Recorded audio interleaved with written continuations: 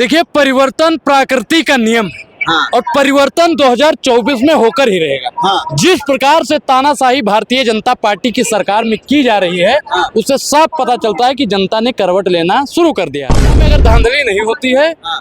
हमको supreme court का दरवाजा नहीं खटखटाना पड़ता है, हाँ। तो भैया एक बात तो तय है कि मोदी जी हैं वहाँ पे, कहाँ जाइए? जहाँ कहते हैं कि हम फक्कर फकीर है, थैला उठाएंगे और चले जाएंगे। हाँ। क्योंकि इनके पास 6000 करोड़ से ज्यादा पैसा आ गया है इलेक्टोरल बोर्ड के माध्यम से। हाँ। प्रधानमंत्री फंड कोष में कितना पैसा है ये अभी ना हमको मालूम है ना आपको मालूम है, क्योंकि वो सामने नहीं आया। हाँ। जिस दिन सब पैसा इकट्ठा हुआ, मोदी जी झोला उठा के भाग जाएंगे और यही इंडिया अलायंस का लोग हाँ। मोदी जी को पकड़ कर लाएंगे। हाँ। क्योंकि बैंक लूटकर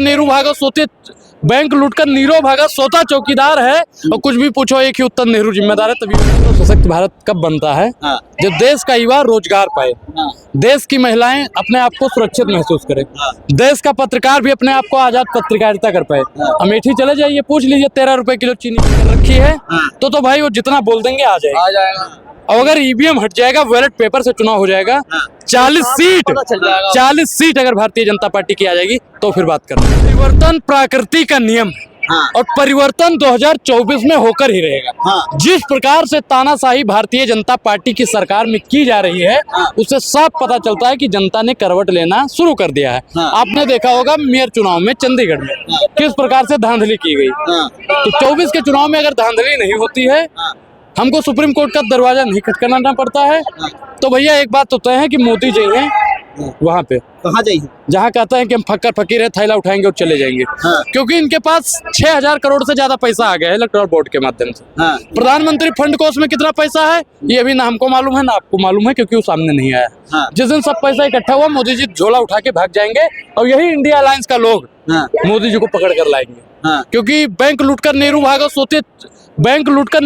सोता चौकीदार है, और कुछ भी पूछो एक ही उत्तर, नेहरू जिम्मेदार है। तभी वाली बात नहीं चलेगी। हाँ। इंडिया अलायंस का लोग पकड़ कर तमाम भगोड़ों को लेकर आएगा। हाँ। क्योंकि भारतीय जनता पार्टी की में 2 योजना चल रही है। विकसित भारत और सशक्त भारत कब बनता है? हाँ। जब देश का युवा रोजगार पाए, हाँ। देश की महिलाएं अपने आप को सुरक्षित महसूस करें, हाँ। देश का पत्रकार भी अपने आप को आजाद पत्रकारिता कर पाए। हाँ। अमेठी चले जाइए, पूछ लीजिए 13 रुपए किलो चीनी कहाँ है। सारी पत्रकारिता आपके उल्टे करके आपको दे दिया जाएगा। हो सकता है आपके चैनल वालों से बातचीत करके आपको निकलवा भी दिया जाए। तो यही तो चल रहा है। पत्रकार को आज़ादी नहीं, युवा को आज़ादी नहीं, महिला को आज़ादी नहीं, किसान को आज़ादी नहीं, और संविधान को बदलने के लिए 24 घंटा रणनीति बनाई जा रही है। तो क्या लगता है कि ये लोग संविधान को पूरी तरह से बदल देंगे? बिल्कुल 24 के, अरे एक इनका नेता ही कहा था ना कि अगर 400 पार होते हैं तो संविधान को बदल दिया जाएगा। अब बताइए कि जिन्होंने पहले ही कह दिया हो तो संविधान बदलने के लिए ही पूर्ण रूप से और परिपक्व रूप से काम कर रहे हैं। पूर्वांचल क्षेत्र से आप आते हैं, गोंडा आपका जनपद, गृह जनपद है। ये बताइए कि पूर्वांचल में योगी जी ये नारा लगा रहे हैं कि अब की बार यूपी में 80 पार। ऐसे 80 पार? कैसे 80 पार? यूपी का युवा योगी को वोट देगा? हर परीक्षा को उलझा देंगे एक केस में। बस आप परीक्षा फॉर्म भरते रहिए हमारे उत्तर प्रदेश में। हमारे 80 पार नहीं, 80 घाट, बनारस का 80 घाट। योगी जी 80 घाट। आप बताइए कि प्रधानमंत्री नरेंद्र मोदी और योगी आदित्यनाथ जी ने युवाओं के लिए क्या किया है? भाई साहब, इतना दिन बाद तो पुलिस का वैकेंसी निकलता है, ठीक, 60,000 वैकेंसी, 50 लाख से ज्यादा लोग उसमें फॉर्म भर देता है। एक फॉर्म की कीमत 400 रुपए होती है तकरीबन। अब आप बताइए, वो भी परीक्षा लीक हो जाती है। जिस राज्य की परीक्षा लीक होती है उस राज्य का मुख्यमंत्री वीक होता है। अब योगी जी पढ़े लिखे हैं कि नहीं है भैया, हम नहीं पूछेंगे, क्योंकि केजरीवाल साहब पूछते थे कि मोदी जी की डिग्री कहाँ है, भेज दिए जेल में। तो हम नहीं पूछेंगे। डिग्री तो दिखाई गई ना उनकी, डिग्री यूनिवर्सिटी की डिग्री। कौन सा डिग्री दिखाया गया था? आपका डिग्री का है, क्योंकि डिग्री पे ही सवाल हो। मोदी जी से मैं तमाम विपक्षी नेताओं से कहना चाहता हूँ कि डिग्री पर भी सवाल पूछो, क्योंकि जो नेता पढ़ा लिखा होगा वो पढ़े लिखों की बात करेगा, शिक्षा पर बात करेगा, महंगाई पर बात करेगा, बेरोजगारी पर बात करेगा, किसान पर बात करेगा, जवान पर बात करेगा। और हमारे नेता राहुल गांधी जी ने तो साफ कह दिया है भैया कि सरकार किसी न किसी दिन बदलेगी। अब जिस दिन सरकार बदली, ऐसी कार्रवाई की जाएगी कि दोबारा ही कार्रवाई करने की जरूरत नहीं पड़ेगी। ये धमकाने वाली बात है या मिट्टी में मिला देंगे? वो क्या है? क्या है वो धमकी नहीं है। देश के गद्दारों को मारो, वो धमकी है कि नहीं है? बताइए। कहते हैं कि हमारे राज्य में माफिया जो गुंडा का जनता नहीं कर पाई, जो जनता नहीं कर पाई वो ईडी और सीबीआई ने कर दिखाया। ये क्या है? ये प्रधानमंत्री नरेंद्र मोदी जी की बौखलाहट है। हाँ, प्रधानमंत्री नरेंद्र मोदी जी ने सदन में कहा था कि जो जनता नहीं कर पाई वो ईडी और सीबीआई ने कर दिखाया। इन्हीं का नेता है अनुराग ठाकुर, देश के गद्दारों को जूता मारो, बोला था नहीं बोला था? अब आप बताइए, वो लोग धमकी नहीं देते हैं? बताइए, ऐसे काम नहीं होता भाई, बोलना पड़ेगा। वो करे तो रामलीला, हाँ करे तो करेक्टर ढीला। वाह भाई वाह, हमारे यहाँ बताइए भाई, देश का वो हर आदमी गद्दार है जो महंगाई, बेरोजगारी, शिक्षा, स्वास्थ्य पर सवाल नहीं पूछता है, संविधान बचाने की बात नहीं करता है। शिक्षा पर 18% की जीएसटी लग गई, फिर भी अगर वो खामोश हो तो मेरी नजर से वो गद्दार है।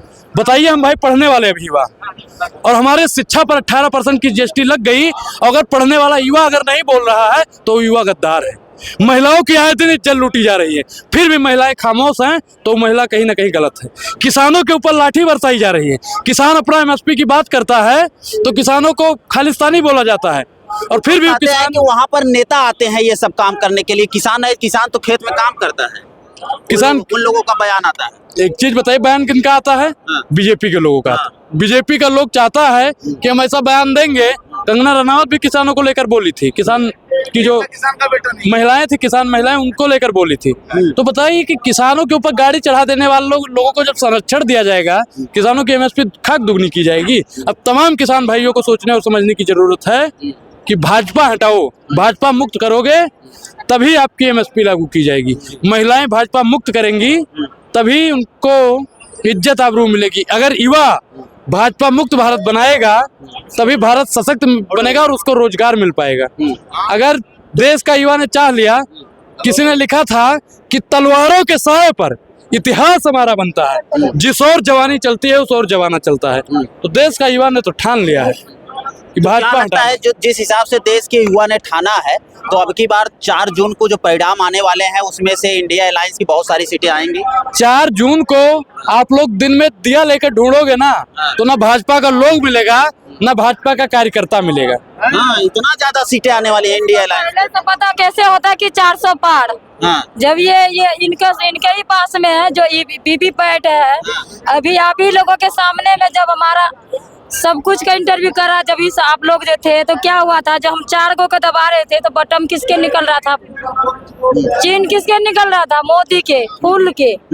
तो इनके तो सारे दोहरा रवैया, इनके सब चीज तो देश के जनता जान ही गए हैं। तब कैसे दावा कर रहे हैं अनुराग जी ये 400 पार का? देखिए, 400 पार का मतलब आप समझते हैं? हाँ, पढ़े लिखे पत्रकार होंगे। हाँ, अगर 400 पार आता है तो सिलेंडर का रेट 4000 पार। अगर 400 पार आता है तो डीजल का रेट, पेट्रोल का रेट, गेहूं का रेट, सरसों का रेट, सबका 400 पार हो जाएगा। और अगर आप, हो सकता है कि आपको अभी 500 रुपए पेटीएम में प्राप्त होता है, फिर 4000 प्राप्त होने लगे। तो कहने का मतलब 400 पार तो ईवीएम की बात। अभी लोकतंत्र है कि नहीं है? लोकतंत्र को खत्म करने के लिए ये लोग रणनीति बनाते हैं, और लोकतंत्र को बचाने के लिए इंडिया अलायंस का भीड़ इकट्ठा हुआ है। आप देख ही रहे हैं। सुनिए भाई, कैमरे में भीड़ को भी कैद किया जाए, जरा भीड़ भी दिखाया जाए कि यहाँ पर आज कितने लोग रामलीला मैदान दिल्ली में आए। अरे भैया, इन लोगों, इससे बहुत ज्यादा लोग और इन लोगों को उम्मीद है कि इंडिया अलायंस का लोग हमारे लिए कुछ बड़ा कर सकता है, कुछ अच्छा कर सकता है। महिलाएं यहाँ पे इसलिए आई हैं कि अगर इंडिया अलायंस की सरकार बनेगी तो हम सुरक्षित हो जाएंगे। युवा इसलिए आया है। राहुल गांधी जी ने तो अपने मैनिफेस्टो में भी लिख दिया है कि हमारी सरकार बनते ही तमाम खाली पदों को भरा जाएगा। दिल्ली में 3 लोकसभा की सीटें हमारी आएगी भाई साहब, तीनों की तीनों हमारी आएगी लोकसभा की, और 4 केजरीवाल की आएगी। मतलब 7 की 7 सीट इस बार इंडिया अलायंस की है, और मोदी जी की तो क्या लगता है कि खत्म होने वाली है? क्या लगता कुछ है? नहीं लगता है हमको कुछ नहीं लगता। ये आपको नहीं हमको लगता है कि अरविंद केजरीवाल छूटेंगे? और हमको ये लगता है कि 24 के बाद में चाचा और भतीजा का क्या होगा? अपनी तो मोदी जी जाने वाले हैं, हमारा अच्छे दिन आने वाले हैं। आज मोदी जी की मेरठ में रैली है, और पहली रैली अपनी वहां से कर रहे हैं, और कह रहे हैं कि जब जब हम मेरठ से रैली किए हैं तब तब हम विजयी हुए। देखिए, एक चीज मैं बता दूं, हम आज खड़े कहाँ पे हैं? रामलीला मैदान। रामलीला मैदान दिल्ली। राम, जिसके नाम के आगे ही राम हो, समझिए। मैं एक ब्राह्मण हूँ, सनातनी ब्राह्मण हूँ। राम ने रावण को हराया नहीं हराया है? ये भीड़ केजरीवाल के लिए खड़ी हुई है, इंडिया अलायंस की भीड़ है। कहाँ से केजरीवाल, कहाँ से कृष्ण, हाँ। कृष्ण ने कंस को हराया कि नहीं हराया? हराया। हराया। हाँ। तो आप बताइए कि राम की जगह पे कृष्ण भी खड़े हैं, राम भी खड़े हैं, तो पापियों का उद्धार होगा। आप पापी बोल रहे हैं बीजेपी वाले। मैंने नाम लिया है, मैंने नाम लिया है। आप समझते हैं कि बीजेपी वाला पापी है, आप कह रहे हैं। हाँ। मैंने तो भैया किसी का नाम नहीं लिया, मैं राम और कृष्ण के बारे में बता रहा था। मैं ब्राह्मण हूँ, मैं मानस भी पढ़ता हूँ और कृष्ण के बारे में भी अध्ययन करता हूँ। मैं तो राम, कृष्ण और कंस और रावण के बारे आप देखिए, राम कृष्ण और कंस का एग्जाम्पल देके आप मैंने किसी निशाना का नाम नहीं लिया था। निशाना आप उधर पत्रकार बहुत काबिल पत्रकार है और इसने साफ तौर पर कह दिया कि बीजेपी वाला पापी है। और जब जब हो धर्म पर हानि, बढ़े असुर महाअभिमानी, तब तक भगवान का जन्म हुआ। और हाथ कंगन को आरसी क्या, पढ़े लिखे को फारसी क्या। अब क्या ही समझाया जाए भाई। कांग्रेस पार्टी बर्बाद गुलिस्ता करने को बस एक ही उल्लू काफी था। और साख पे उल्लू बैठा हो तो अंजामे गुलिस्ता क्या करना। 4 जून को क्या होगा? 4 जून को वही हो, मोदी तो जाएंगे और हम आपको लड्डू खिलाएंगे, वही होगा 4 जून को। आएगा कौन? आएगा इंडिया अलायंस जीतेगा, जुड़ेगा भारत, जुड़ेगा भारत, जीतेगा इंडिया। वो पार्टी तय करेगी, इंडिया अलायंस का मीटिंग होगा, वो लोग तय करेंगे। मेयर चुनाव में आपको पता चल गया होगा कि कौन आने वाला है, कौन नहीं आने वाला है। मेयर चुनाव में आपको दिख गया होगा कि कैसे बीजेपी ने अपनी चालबाजी दिखाई और अपने जो वहाँ पे थे उन्होंने ऐसी जुगलबाजी करके हमें हराने की कोशिश करी, पर फिर भी जो इंडियन जस्टिस हमारे साथ है। एक चीज और बता दीजिए अनुराग जी, तथ्यों के साथ। यही चीज आज आपको इंडिया अलायंस, कांग्रेस और बीजेपी वालों ने भेजा है लिख के। नहीं।